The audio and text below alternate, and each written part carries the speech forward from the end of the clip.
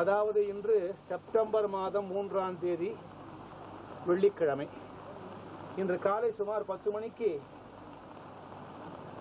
ருத்ரப்பிரயாகிலிருந்து புறப்பட்டு கேதார்நாத் செல்லும் வழியிலே குப்த காசி என்னும்படியான திருத்தலத்திற்கு வந்திருக்கிறோம்.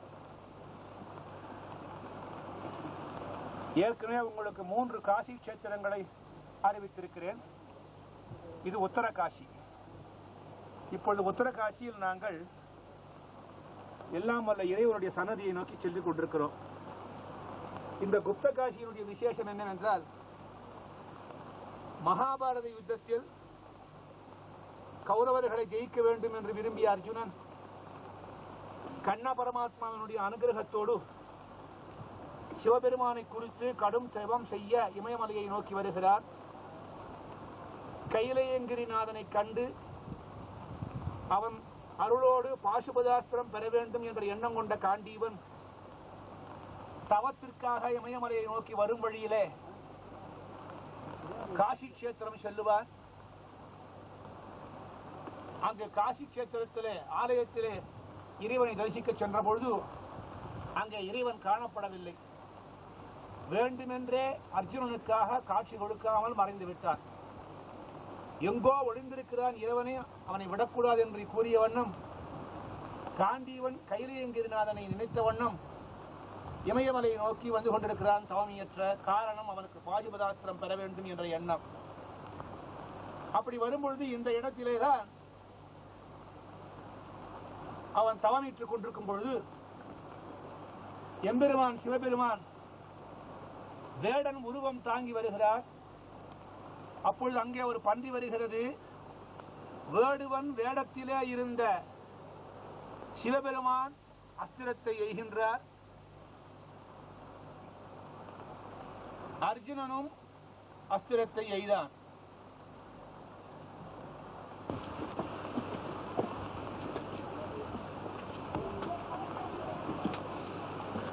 இரண்டு அம்புகளும் அந்த பன்றியின் மீது எய்யப்படுகின்றன. காண்டீவன் கூறினான், தான் தான் பன்றியினை கொன்றேன் என்று. இறைவனோ இல்லை, தான் தான் கொன்றேன் என்று சொல்ல இருவருக்கும் பெருத்த யுத்தம் நடக்கிறது. திடீரென்று வெள்ளினாலும் அம்பினாலும் இறைவனை அடிப்பதற்கு காண்டீவன் கையை ஓங்க இறைவன் மறைந்தான். இங்கு அவன் ரகசியமாக அமர்ந்தான். காசியிலே காணப்படாத கையிலேயங்கிரிநாதன் இங்கே ரகசியமாக அமைந்து நின்ற காரணத்தினாலே இந்த இடத்திற்கு குப்த காசி என்று பெயர். குப்தம் என்றால் ரகசியம்.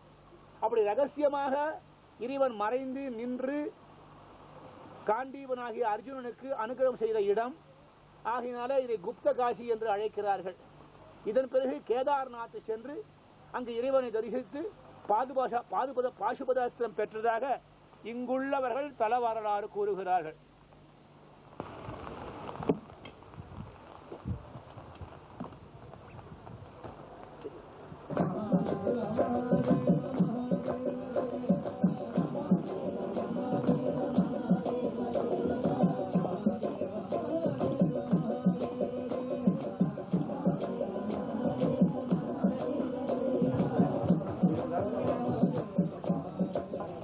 கோவில் வாசல்ல அங்க செருப்பை விட்டு உள்ள போவோம்.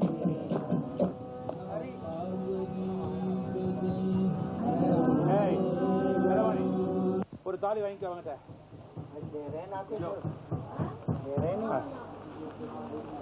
जय हो स्वामी जी।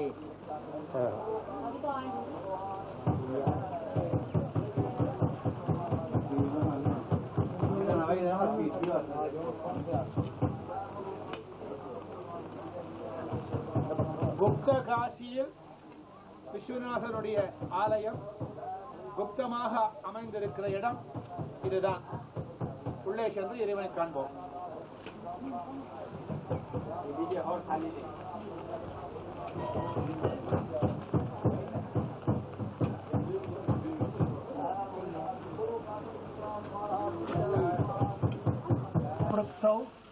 वागर्थ प्रतिपत्तये जगतः पितरौ वंदे पार्वती परमेश्वरौ.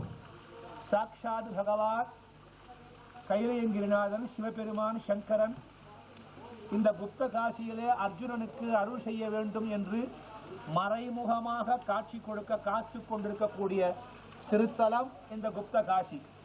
இப்பொழுது நீங்கள் காண்பது அந்த குப்த காசியின் ஆலயத்திலே உள்ள கொடி.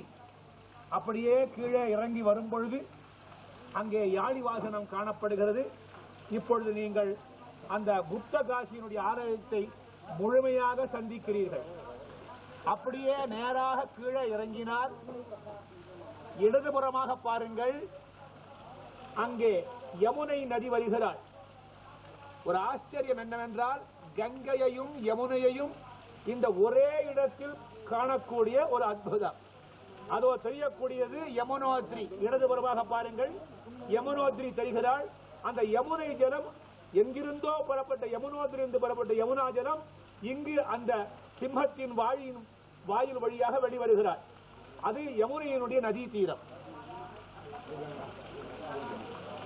இப்பொழுது அப்படியே வலது பக்கம் திரும்பி பாருங்கள், அங்கே கங்கோத்திரியிலிருந்து புறப்பட்ட கங்கையானவள் இப்புறம் அகம் குளிர்ந்து வெளிவருகிறார். ஒரு புறம் இந்த குப்த காசி கஷேத்திரத்தில் தான் கங்கையையும் யமுனையையும் இறைவன் அர்ஜுனனுக்காகவே வரவழைத்திருக்கிறார். அந்த நற்பலனை நாமும் பெறுகிறோம். இப்பொழுது பாருங்கள், இந்த கங்கையும் யமுனையும் சேர்ந்து விழுகின்ற ஒரு தொட்டி போல் காணப்படுகிறது. இதற்குத்தான் மணிகர்ணிகா குண்டம் என்று பெயர். காசிக்கு செல்வோமானால் அங்கே ஒரு பிரார்த்தனை, வந்தே காசிம் குகாம் கங்காம் பவானீம் மணிகர்ணிகா விஸ்வேஷம் மாதவண்டுண்டிம் தண்டபாணிம் ச பைரவம் வந்தே காசிம் குகாம் கங்காம் பவானீம் மணிகர்ணிகா. காசிக்கு செல்ல இயலாதவர்கள் இங்கேயே பார்த்து அந்த மணிகர்ணிகையை தரிசனம் செய்து கொள்ளலாம். அலகாபாத் சென்று கங்கை யமுனையை தரிசிக்க முடியாதவர்கள் இங்கேயே தரிசனம் செய்து கொள்ளலாம். அப்பேற்பட்ட உண்மையான உயர்ந்த திருத்தலம் இந்த குப்த காசி. அப்படியே இருங்கள், இறைவனுடைய தரிசனம் முடித்து பக்தர்கள் வெளிவருவார்கள்.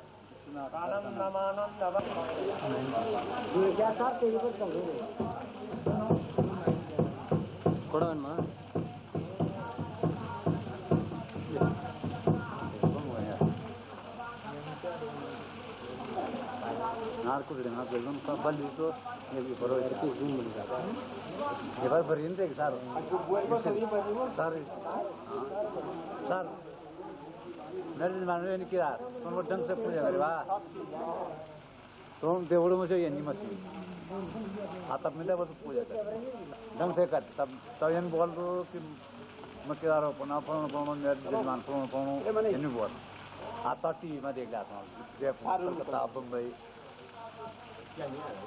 सही तब राज्य में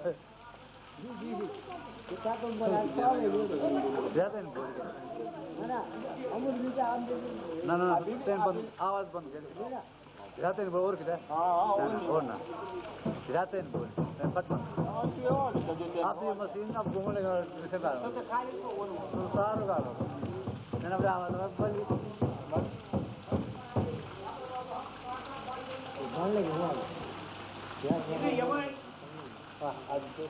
இந்த தீர்த்தத்தை குடித்து பார்த்தால் இந்த தீர்த்தத்திற்கும் அந்த தீர்த்தத்திற்கும் ருச்சியிலே வித்தியாசம் காணப்படுகிறது. இப்போது நான் இங்க உங்கள் அனைவருக்கும் தீர்த்தம் போஷணம் செய்கிறேன். இது யமுனா தீர்த்தம்.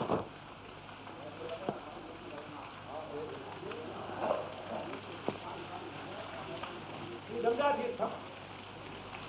தரிசனத்துக்கு போவோம்.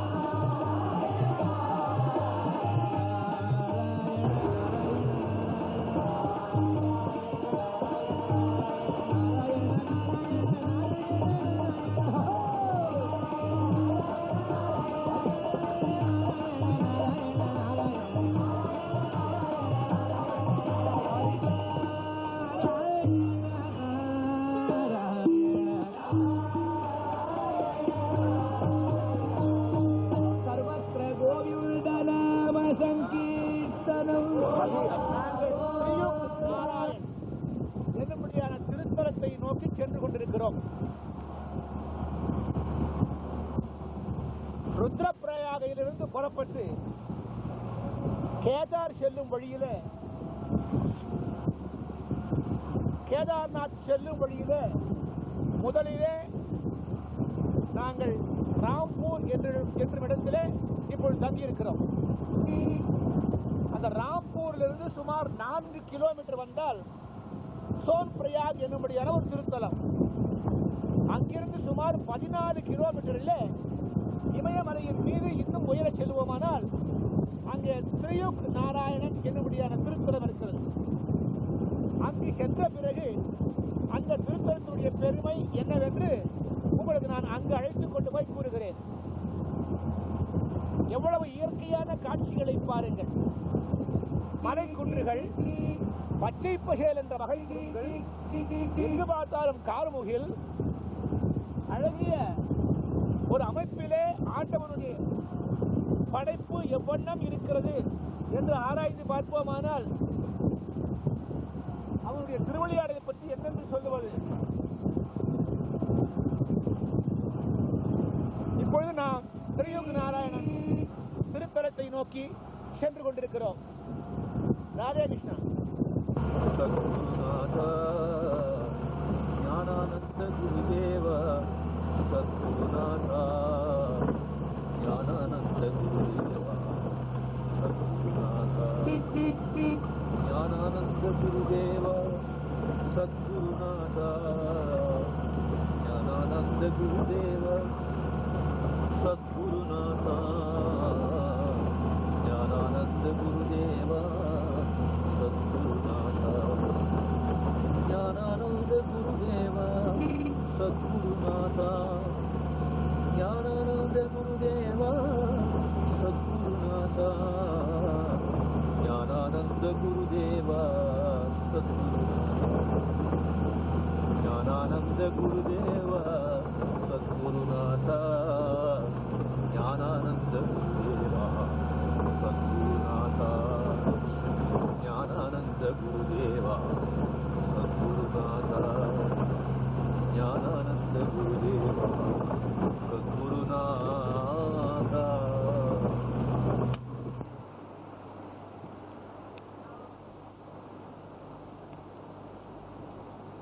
திரியுக் நாராயணனுடைய திருச்சன்னிதானம் வந்திருக்கிறோம்.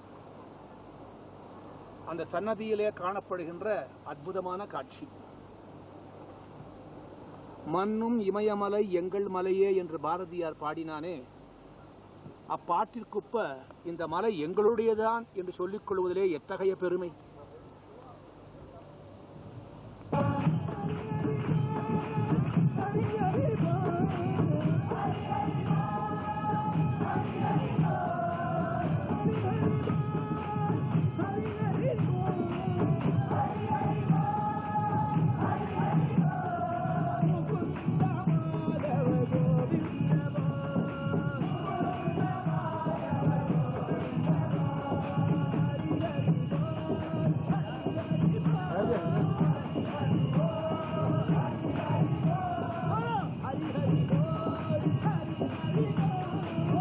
Más en el tigre.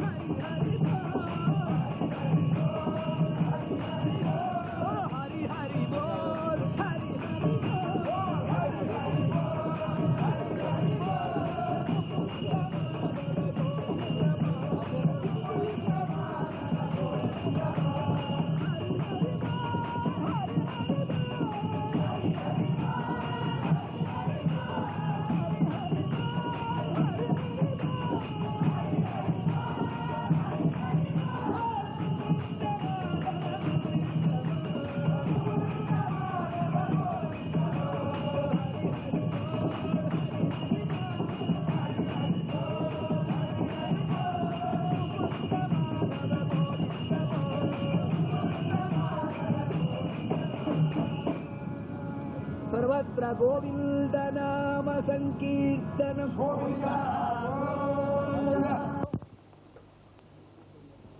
என்னுடைய ஆலயத்திற்குள்ளே வந்திருக்கிறோம். அந்த ஆலயத்தின் சன்னதிக்கு முன்பாக நேராக கீழே அமைந்திருக்கிறது இங்கே ஒரு குண்டம். இதற்கு பிரம்மகுண்ட் என்று பெயர். அப்படியே இந்த பிரம்மகுண்டை சுற்றி கொண்டே வருவோமானால்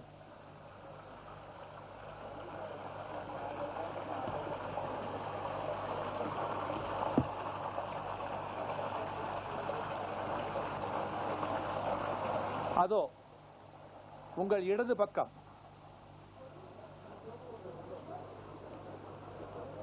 இங்கே அமைந்திருப்பது ருத்ரகுண்ட். அதோ தெரிகிறார் ஸ்ரீமன் நாராயணன். ஆலயத்திற்குள் அமைந்திருக்கின்றது இந்த அக்னிகுண்டம். இதனுடைய சம்பிரதாயம் என்னவென்று பிறகு உங்களுக்கு நான் விரிவாக கூறுகிறேன்.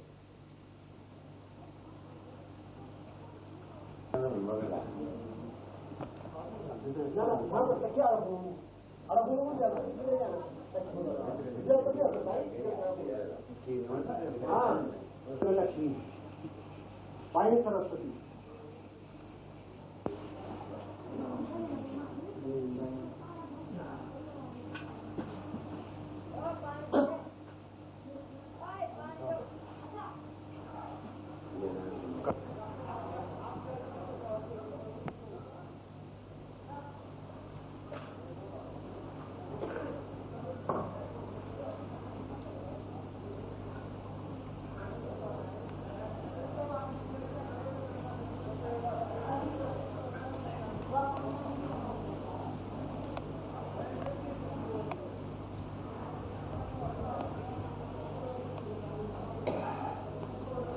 இப்பொழுது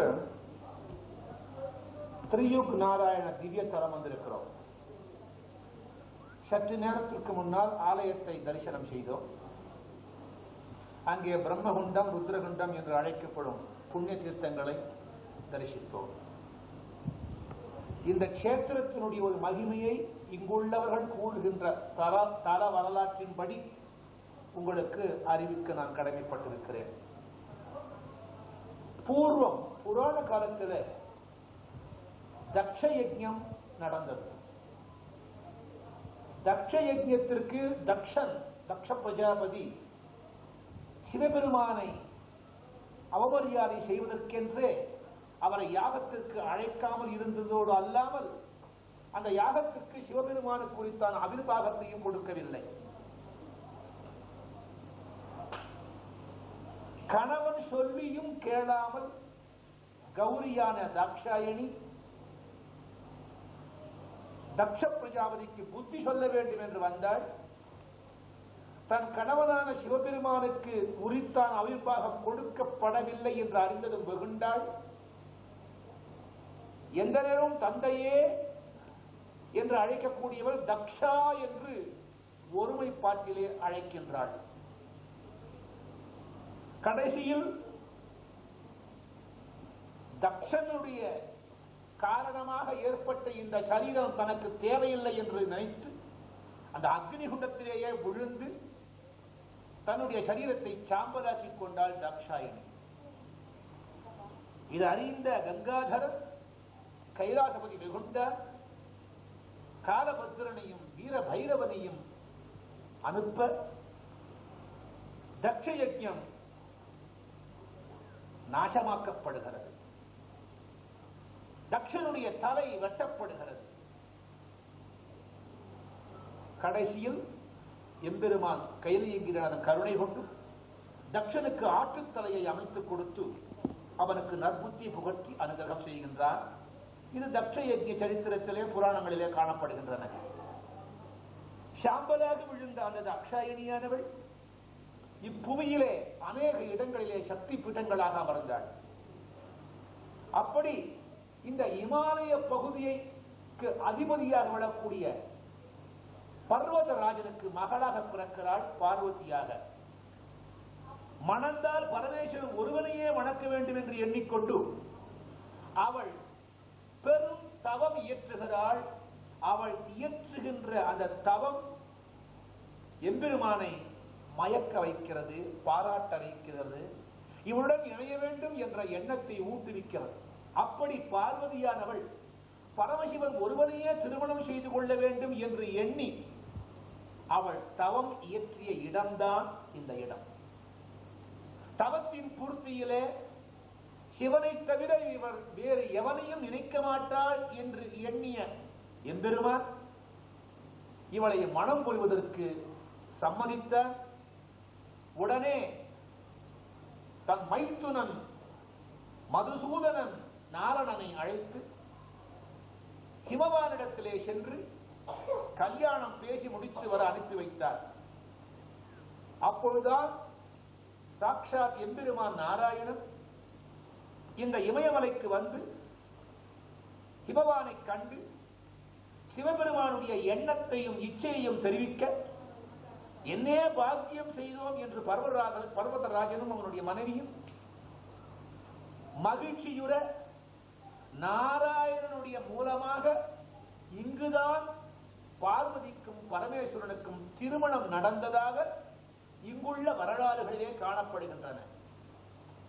அப்பேற்பட்ட பார்வதிக்கு திருமணம் நடந்த இந்த இடத்திலே இந்த நாராயணன் கடந்த 3 யுகங்களுக்கு முன்பே வந்து இருந்து இந்த இடத்தை பரிசுத்தப்படுத்தியதோடு அல்லாமல் இங்கு வருகின்ற அன்பர்களுக்கெல்லாம் தன்னுடைய கிருபையோடு கூடிய பார்வதி பரமேஸ்வரனுடைய அருளையும் அள்ளி வீசி தருகின்ற ஒரு திருத்தலமாக இது விளங்குகிறது.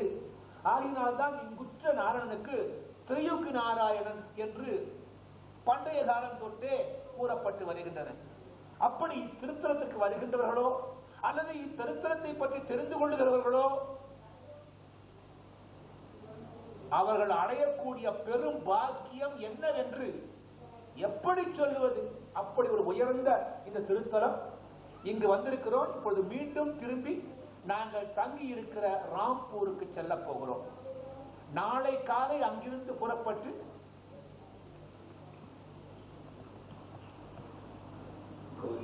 கௌரிகுண்ட் என்னும் இடத்திற்கு சென்று அங்கே உள்ள அந்த வெந்நீர் குளங்களிலே ஸ்நானம் செய்துவிட்டு அங்கிருந்து நம்முடைய சத்குரு ஞானானந்த பெருமானுடைய அருளோடு அவர் அனுகிரகத்தோடு எந்தவித தடையும் இல்லாமல்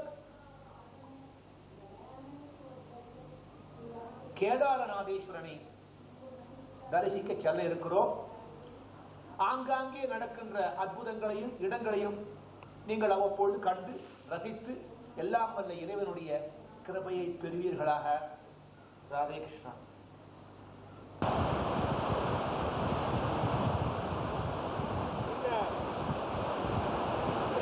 நாராயணனுடைய ஆலயத்திற்கு போய்விட்டு நாங்கள் தங்கியிருக்கும் ராம்பூர் அது போகின்ற வழியிலே இந்த ஒரு இயற்கையான நீர்வீழ்ச்சி காட்சி, அதை நீங்களும் ரசித்திருப்பீர்கள் என்று எண்ணுகிறேன். இங்கு இப்பொழுது மிகவும் குளிரான பிரதேசம். இங்கு சுமார் 5 டிகிரியிலிருந்து அல்லது 6 டிகிரி செல்சியஸ் இருக்கலாம் என்று கருதப்படுகிறது. இன்னும் மேலே போக போக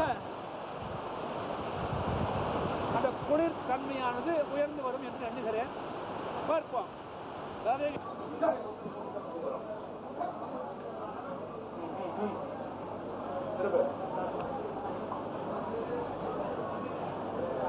இருக்கிறானுங்க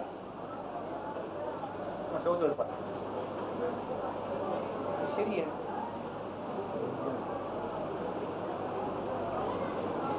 எல்லாரையும் குடிக்க போக சொல்லுடா. நேராது ராதேகிருஷ்ணன். இப்போ இன்று காலை இன்னைக்கு தேதி வந்து 4ஆம் தேதி செப்டம்பர் மாதம் சனிக்கிழமை காலையில அதிகாரம் 4 மணிக்கெல்லாம் ராம்பூர்ல தங்கியிருந்தோம் இல்லையா?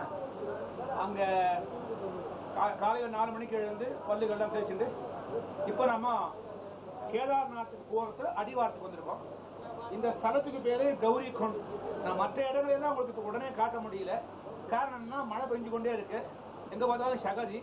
நான் கேமராவில் லென்ஸ்ல தண்ணி போட்டுடுமே, அதனால்தான் கொஞ்சம் முக்கியமான இடங்களை காட்டிட்டு இருக்கேன். இப்போ நாங்க போற இடம் வந்து கௌரி குண்டுங்கிற இடம். இதுதான் கௌரி குண்டுங்கிற ஸ்தானம். இங்க ஹாட் ஸ்பிரிங் இருக்கு. இயற்கையாகவே இறைவனுடைய திருவருட்கருணையினால ஹாட் ஸ்பிரிங் இருக்கு. இப்போ இந்த ஹாட் ஸ்பிரிங்ல போய் ஸ்நானம் பண்ணி மட்டும் உடுப்பை மாற்றிக்கொண்டு இங்கிருந்து நடந்தோ அந்த குதிரை மாதிரி கழுத மாதிரி ஒரு 2 கண்டான ஒண்ணு இருக்கு. அந்த குதிரை கழுதியில 9 வச்சுக்கோங்களேன். அது மேல 2 சில பேர் போவா, டோயில சில பேர் போவா, நடந்து போவா. ஆக இதுக்கு வேற பஸ் ரூட் எல்லாம் கிடையாது, நடபாதைதான். அதனால எல்லாரும் நடந்து போய் இங்கிருந்து ஒரு 14 கிலோமீட்டர்கள் ரொம்ப ஸ்டீப்பா இருக்கும். கேதார்நாத தரிசனம் செய்ய வேண்டும். அப்பப்போ போற பொழுது அவருடைய அனுகிரகத்தை பார்த்து கொண்டு போறோம். குருநாதனுடைய திருவருளினால வழியில மழையோ மற்ற சங்கடங்களோ இருக்காது என்று நம்புகிறோம். எல்லாரும் இப்ப நான் குளிக்க போறேன், நீங்களும் வந்து குளிக்கலாம். அதே இப்பொழுது நாம கௌரி குண்டு என்னும்படியான பாவன குண்டு இந்த ஹாட் ஸ்பிரிங் இயற்கையாக அமைந்துள்ளது. இறைவனுடைய திருவருட்கருணையை பாருங்க. இவ்வளவு உயரத்துல இவ்வளவு குளிரான பிரதேசத்துல அனைவரும் குளிப்பதற்காக இயற்கையான ஹாட் ஸ்பிரிங். இந்த தண்ணி வந்து வெளியில போய்கொண்டே இருக்கு, புது தண்ணி உள்ள வந்துட்டே இருக்கு. எங்கிருந்து வருது எங்க போறதுன்னு யாராலையும் சொல்ல முடியாது. இந்த குண்டுல ஸ்நானம் பண்ணிட்டு தான் கேதார்நாத தரிசனம் செய்ய போக வேணும். இந்த குண்டுல ஸ்நானம் பண்ணிட்டா கங்கை, யமுனை, சரஸ்வதி, நர்மதே, சிந்து, கோதாவரி, பிரம்மபுத்திரா, காவேரி இத்தனை நதிகளிலும் ஸ்நானம் செய்த புண்ணியம் கிடைக்கிறது. இந்த கௌரி குண்டை நல்லா வாங்குவதா எழுதி கௌரி ஆசுதோஷகா பாவன குண்ட் என்று அங்க ஹிந்தியில எழுதியிருக்கிறது. இங்கே மற்றவர்கள் குளித்துக் கொண்டிருக்கிறார்கள்.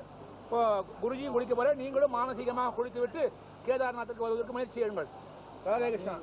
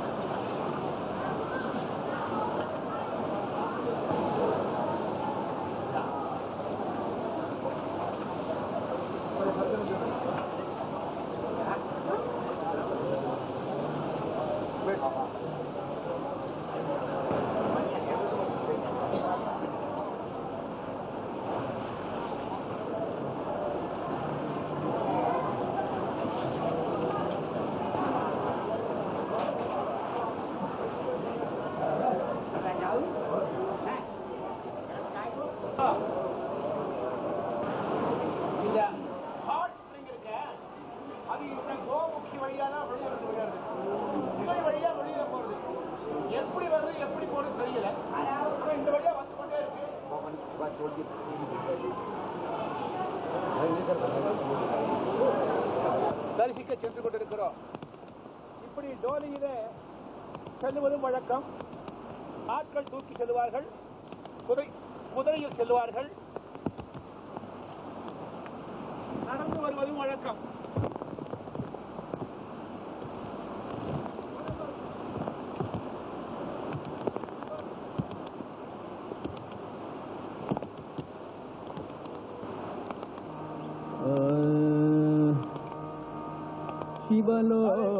சிவலோகநாதனை கண்டு சேவி தீடுவோம் வாரே. சிவலோக நாதனை கண்டு சேவித்திடுவோம் வாரே. சிவலோக நாதனை கண்டு சேவித்திடுவோம் வாரே. சிவலோக நாதனை கண்டு சேவித்திடுவோம் வாரே. சிவலோக நாதனை கண்டு சேவித்திடுவோம் வாரே. சிவலோக நாதனை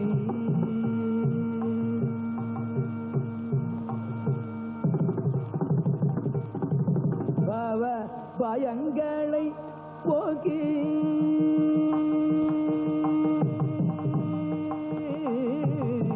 பவ பயங்களை போக்கி அவர் பரம பதத்தை கொடுப்பார். பவ பயங்களை போக்கி அவர் பரம பதத்தை கொடுப்பார். பவ பயங்களை போக்கி அவர் பரம பதத்தை கொடுப்பார்.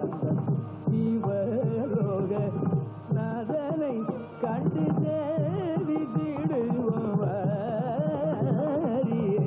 சிவலோக நாதனை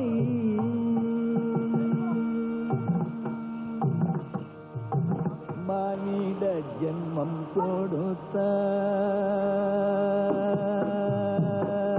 கொடுத்தார். மானிட ஜென்மம் கொடுத்தார். தன்னை வணங்க கரங்கள் கொடுத்தார். மானிட ஜென்மம் கொடுத்தார். தன்னை வணங்க கரங்கள் கொடுத்தார். மானிட ஜென்மம் கொடுத்தார். தன்னை வணங்க கரங்கள் கொடுத்தார். தேனும் பாலும் போலே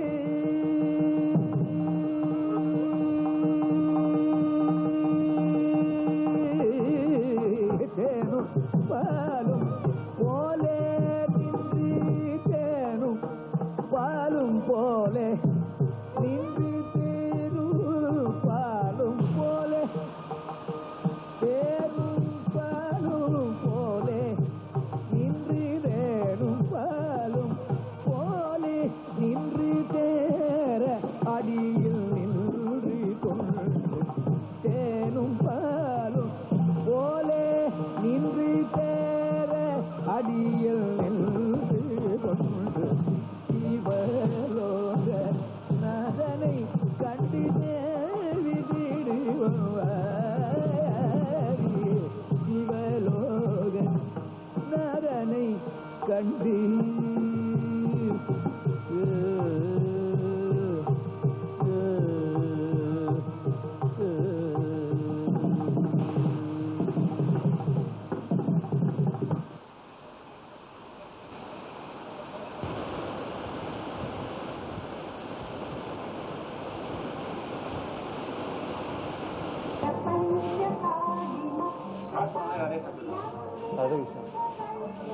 இப்பொழுது நாம் கேதார்நாத் திருத்தலத்துக்கு வந்திருக்கிறோம்.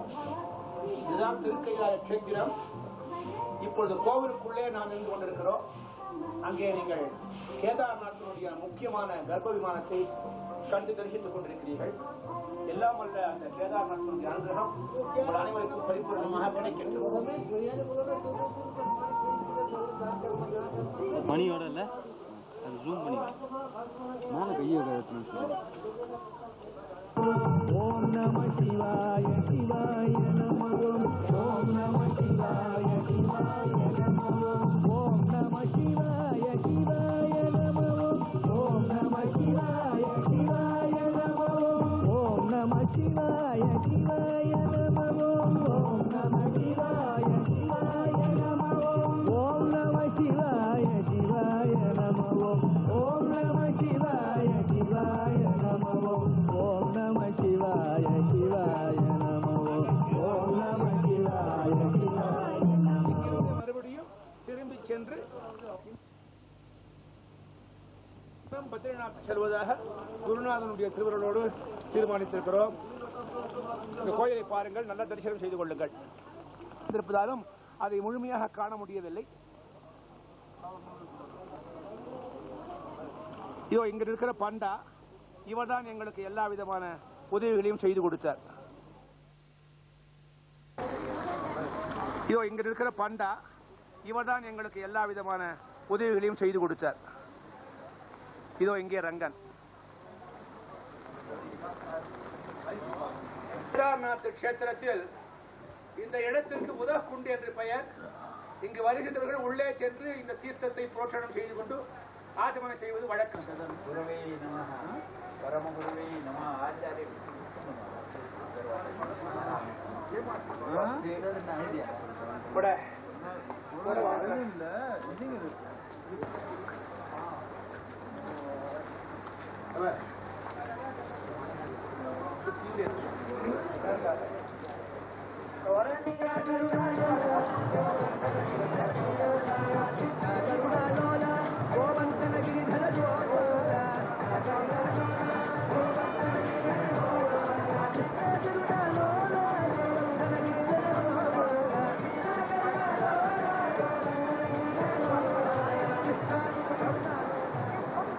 அவர் அனுகிரகத்தோடு இன்று இங்கு பத்ரிநாத் கஷேத்திரத்திற்கு நாங்கள் அனைவரும் வந்திருக்கிறோம். இப்பொழுது பார்த்தீர்கள் பத்ரிநாத் ஆலயத்தினுடைய தரிசனம். பத்ரிநாத் ஆலயத்தினுடைய வலது பக்கம் பார்த்தீர்களானால் அங்கே சப்தகுண்ட் வெந்நீர் ஊற்றுக்கள், இயற்கையான வெந்நீர் ஊற்றுக்கள் இறைவனால் படைக்கப்பட்டிருக்கின்றன. இந்த குளிரிலே வெந்நீர் ஊற்றுக்கள். கீழே பார்த்தீர்களானால் அலக்நந்தா என்னும்படியான புண்ணிய தீர்த்தம் அவனியை நோக்கி பத்ரிநாத்தை தரிசனம் செய்து கொண்டு ஓடுகிறாள். இக்கரையில் இருந்து அக்கரை செல்வதற்கு சரியான ஒரு பாலம் அமைத்திருக்கிறார்கள். ஆண்டவரிடத்திலே அக்கறை கொண்டவர்கள் அக்கறை செல்ல வேண்டும் என்றால் இப்பாலத்தின் வழியே சென்று அங்கே பத்ரிநாத்தை தரிசனம் செய்து கொள்ளலாம்.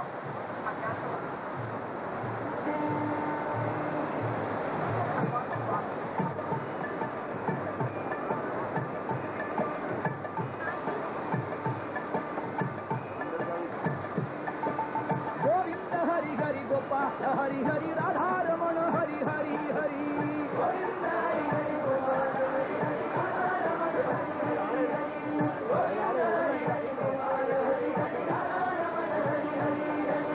हरि बोलो हरि बोलो हरि बोलो भाई हरि न बोले बाप राम दुहाई हरि बोलो भाई हरि न बोले बाप राम दुहाई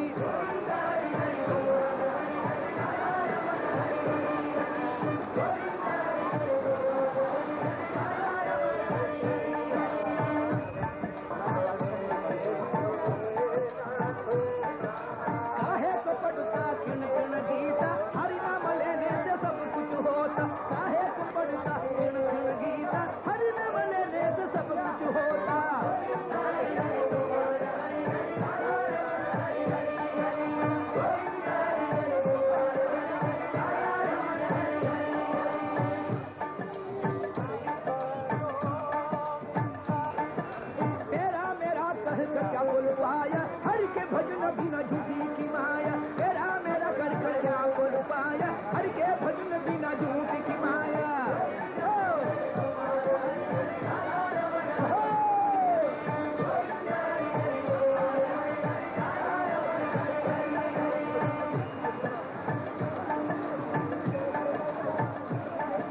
कहत कबीरा हरि गुण गाना कहत कबीरा हरि गुण गाना गावत नाचत वैकुंठ जाना हरि गुण गाना वैकुंठ जाना गुण गाना वैकुंठ जाना कहत कबीरा हरि गुण गाना गावत नाचत वैकुंठ जाना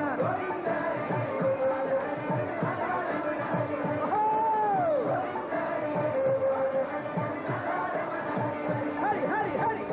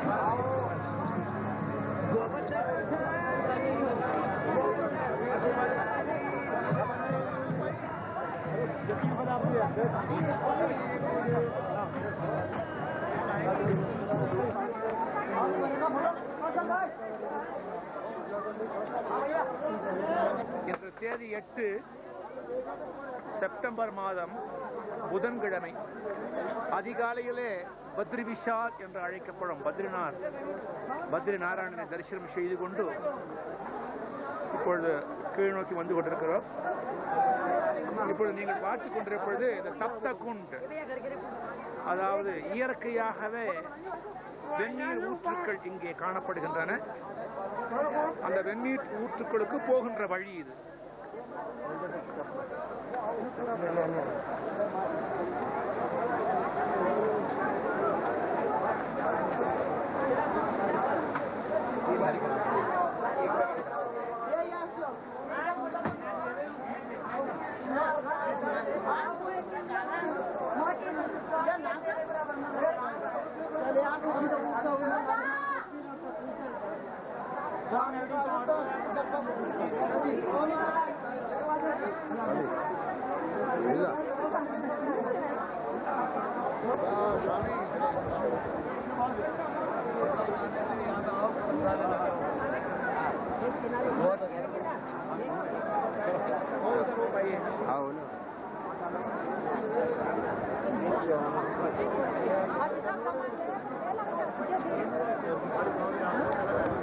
இதோ இங்கே காணப்படுவது பெண்கள் தனிப்பட்ட முறையில் குளிப்பதற்காக ஏற்பட்ட வெந்நீர் ஊற்றுக்கள்.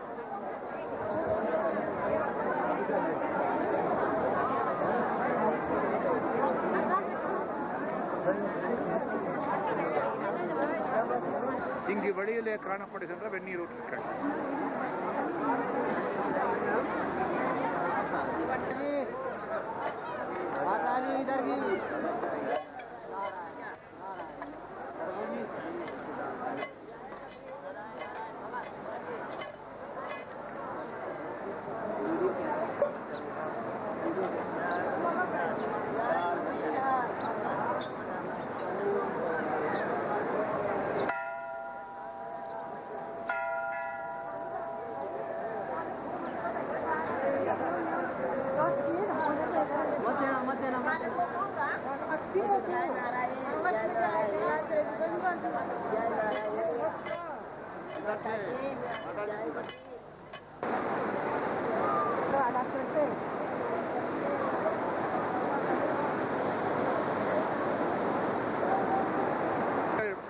பார்க்கின்ற இடம் அந்த வெந்நீர் ஊற்றுக்கள்.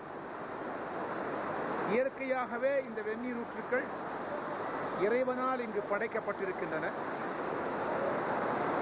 அதி குளிரான பிரதேசம் இது. மிக கடுமையான குளிர். இந்த குளிரையும் இறைவனை காண்பதற்கு அனைவரும் ஸ்நானம் செய்துவிட்டு செல்ல வேண்டும் என்று கருணை கொண்ட ஆதிசங்கர பெருமான் திருவருட்கருணையினாலே இந்த வெந்நீரூற்றுக்கள் இங்கு தோற்றுவிக்கப்பட்டிருக்கின்றன என்று கூறுகிறார்கள். அலக்குநந்தாவை இங்கே தரிசனம் செய்து அன்பு வெள்ளத்தோடு அருள் வெள்ளத்தோடு அவனியிலே உள்ள மக்களுடைய பாவங்களை எல்லாம் போக்க வேண்டும் என்று ஆனந்த களிப்புடன் இந்த ஆறாவமுதனை தரிசனம் செய்து கொண்டு அகிலத்தை நோக்கி விரைந்து வந்து கொண்டிருக்கிறாள் அலக்குநந்தா என்னும்படியான இந்த நதி தேவதை.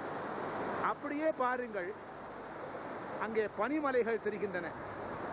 வெள்ளி பனிமலையின் மீது உலாவுவோம் என்று பாரதியாருடைய பாடல் நினைவுக்கு வருகிறது.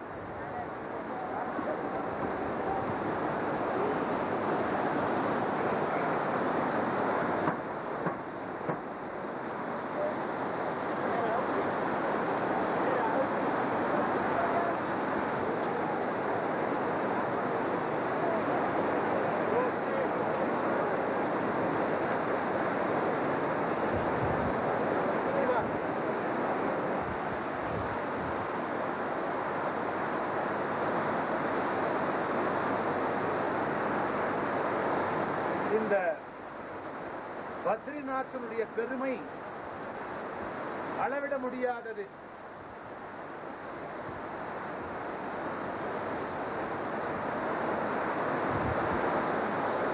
ஒரு சமயம் நாரத முனிவர் இப்பூவுலகை சுற்றி வரும் பொழுது பிருந்தாவன கஷேத்திரம் வழியாக வருகிறார். அங்கே யமுனை ஆற்றின் கரையிலே அழகிய யுவதி ஒருவள் அழுது கொண்டிருக்கிறாள். அவள் பக்கத்திலே 2 பேர் நோயுற்று படுத்திருக்கின்றனர், வயதானவர்கள். நாரதர் இதை கண்டார். அதை அறிந்து கொள்ள வேண்டும் என்று விரும்பினார். அந்த யுவதிகளிடத்திலே சென்று, தாயே, தாங்கள் யார்? இதோ இங்கு வயதானவர்களாக படுத்திருக்கிறார்களே, இவர்கள் யார் என்று கேட்க, அந்த அழகிய நங்கை யுவதியானவள் நாரத முனிவரை வணங்கி சொல்லுவாள், நாரத மகரிஷே, நான் தான் பக்தி மாதா. இதோ இங்கு 2 வயதானவர்கள் படுத்திருக்கிறார்களே, இவர்கள் என்னுடைய பிள்ளைகள். ஒருவர் ஞானம், மற்றொன்றுவர் வைராக்கியம். பக்தி மாதாவான என்னுடைய பிள்ளைகளான ஞானமும் வைராக்கியமும் இப்படி நோயுற்று படுத்திருக்கின்றன. அவர்களால் எழுந்திருக்க முடியவில்லை.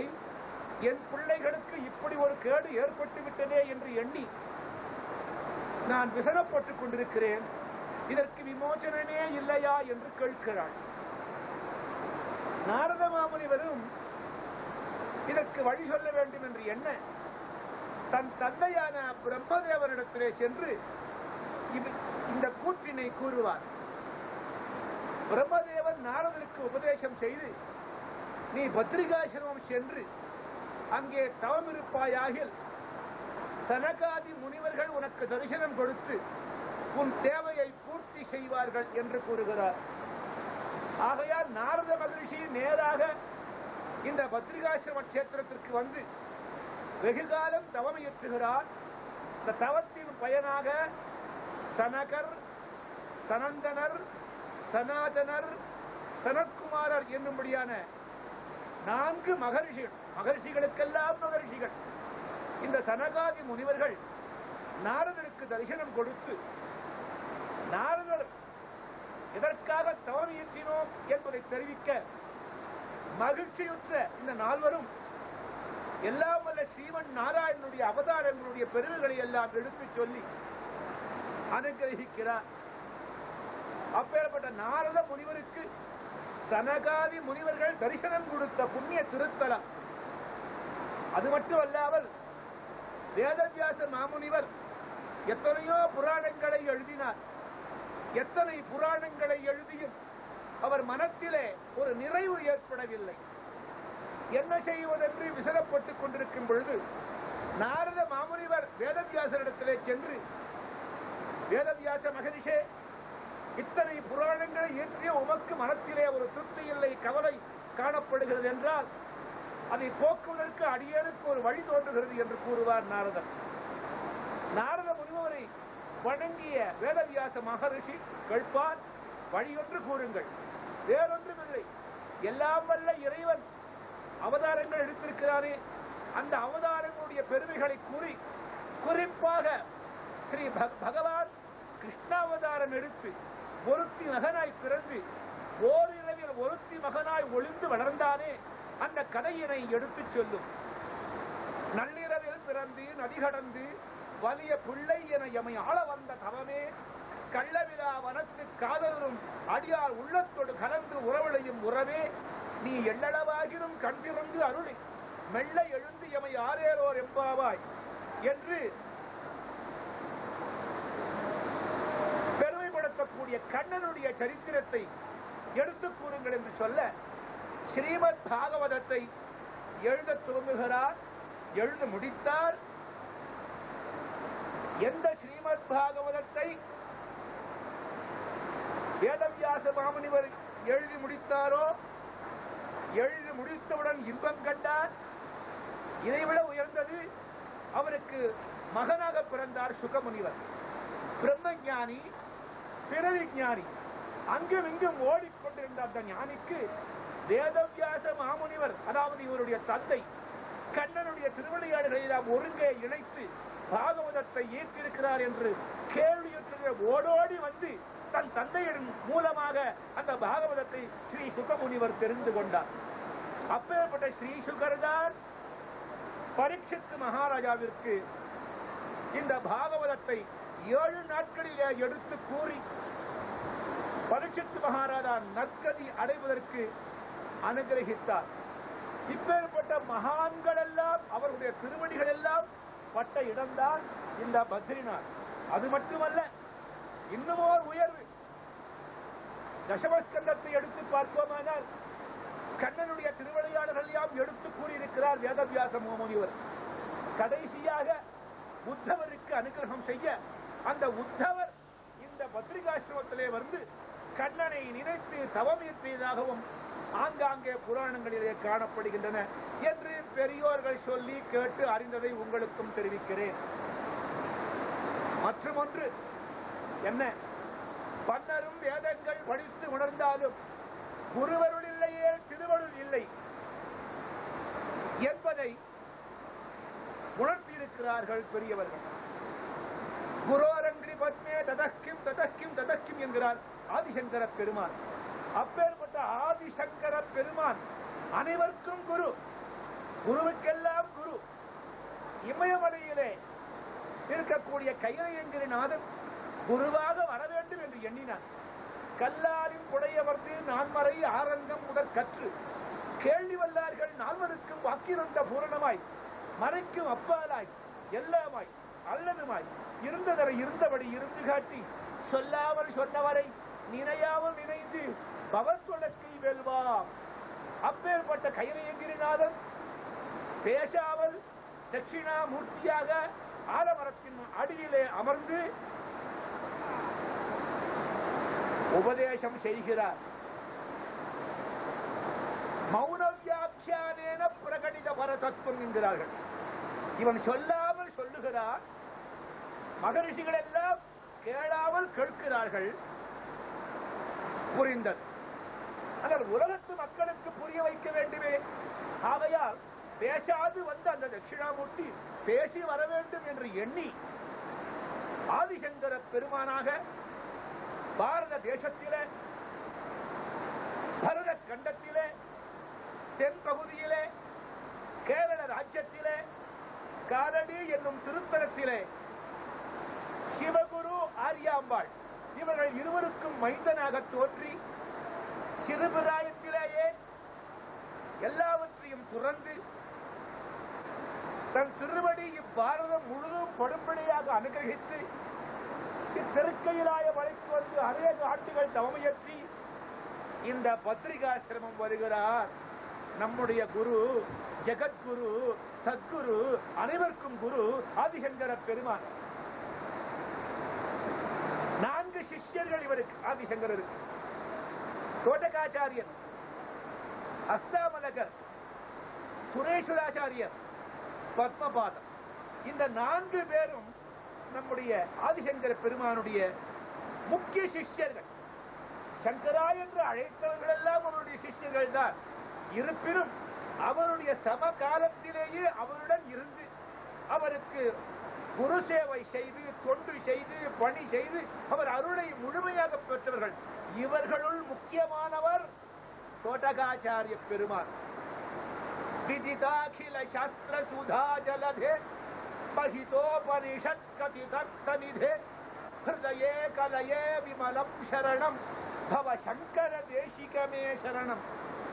கடைசியில் முடிப்பார், விதிதா நமயா விஷதைக கலா ந ச கிஞ்சன கஞ்சனமஸ்தி குரு திருதமேவ விதேஹி கிருபாம் சகஜாம் பவ சங்கர தேசிகமே சரணம் என்று முடிக்கிறார் தோட்டகாஷ்டகம். அப்பேற்பட்ட தோட்டகாச்சாரியருடைய பூர்வ நாம, அவருடைய பெயர் கிரி. என்ன ஆச்சரியம், ஆதிசங்கர பெருமான் தோட்டகாச்சாரியருக்கு ஒரு மடத்தை அமைத்து கொடுத்து, அந்த மடம் ஜோதிர் மடம். இறைவன் ஜோதி சுரூபமாகத்தானே விளங்குகிறார். அந்த ஜோதிர் மடத்தை அமைத்து, அந்த ஜோதிர் மடத்திற்கு தோட்டகாச்சாரியரை முதல் ஆசானாக அமரச் செய்து அனுகிரகித்த திருத்தலம் இந்த பத்ரிநாத் என்னும்படியான இந்த பத்ரிகாசிரமம். என்ன விசேஷம் என்றால், அந்த தோட்டகாச்சாரிய பரம்பரையில் தான் 6வது பீடாதிபதியாக, ஜெகத்குருவாக, சத்குருவாக அமர்ந்தவர் நம்முடைய ஞானானந்தகிரி சத்குரு சுவாமிகள். அப்பேற்பட்ட நம்முடைய சத்குரு சுவாமிகளுடைய திருவடியும் பட்ட திருத்தலம் இந்த பத்ரிகாசிரமம். எல்லாவற்றையும் விட இன்னும் சொல்ல வேண்டும் என்றால், நாராயணன் நாஹம் வசாமி வைகுண்டே ந யோகி ஹிருதயே ரவோ மத்பக்தா யத்ர காயந்தி தத்ர திஷ்டாமி நாரதா என்று கூறியிருக்கிறானே, அந்த நாரணன் எந்த நேரமும் இந்த பத்ரிகாசிரமத்திலே தன் அனுகிரகத்தை பரப்பிக் கொண்டு ஸ்வயம் சுரூபமாகவே விளங்கிக் கொண்டிருக்கிறார். காரணம், கண்ணுக்கு புலப்பட்டும் கண்ணுக்கு புலப்படாமலும் எத்தனையோ சித்த புருஷர்கள், எத்தனையோ ஞானியர்கள், எத்தனையோ யோகியர்கள், எத்தனையோ மகர்ஷிகள் இன்னும் இங்கு ஹரிநாம கீர்த்தனத்தை உள்ளத்திலே செய்து கொண்டு அந்த 6வது அருளை பெறுவதற்காக காத்துக் கொண்டிருக்கிறார்கள். அப்பேற்பட்ட புண்ணிய திருத்தலம். இந்த திருத்தலத்திற்கு வந்தோம், தரிசனம் செய்தோம், இதனுடைய பெருமையை ஓரளவு உணர்ந்தோம். அப்பேற்பட்ட இந்த திருத்தலத்தை அவசியம் நீங்கள் தரிசிக்க வேண்டும். முடியவில்லை என்றாலும் இந்த திருத்தலத்தின் பெருமைகளை கேட்டு உணர்ந்தாவது இறைவனுடைய அருளை நீங்கள் பெற வேண்டும் என்று வாழ்த்தி விடைபெறுவோம். ராதே கிருஷ்ணா.